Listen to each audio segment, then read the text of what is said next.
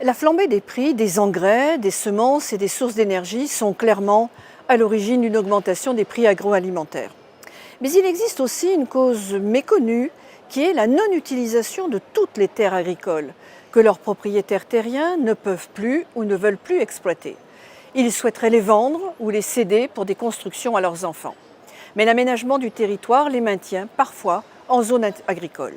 Il convient donc d'envisager un dispositif qui valorise leurs terres et permette leur remise en culture par l'intermédiaire d'un fermage sûr et souple en étant dégagé de baux ruraux contraignants et obsolètes. De la même façon, il convient de lever des contraintes telles que la fiscalité, particulièrement lourde en France, entre autres, sur le foncier non bâti. L'Europe pourrait aussi permettre l'utilisation de fonds régionaux spécifiques en direction de ces nouveaux exploitants, pour certains pionniers de techniques de culture ou d'élevage, mais aussi cela pourrait fonctionner en totale équité avec des propriétaires déjà installés.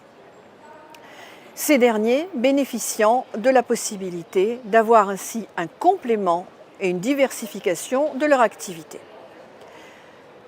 Outre le dynamisme donné à une activité totalement locale, cette approche permettrait un véritable réaménagement des espaces ruraux frappés par la désertification. Il faudrait aussi envisager que cela créerait une industrie locale de transformation et permettrait la création d'emplois, souvent non qualifiés. Composante mineure des terrains agraires, ces surfaces non fondamentalement agricoles pourraient ainsi le devenir ou le redevenir dans un concept de localisme absolu et donneraient ainsi aux propriétaires terriens toutes leurs responsabilités de détenteurs de terres nourricières, ce qui, dans les temps actuels, est parfaitement indispensable.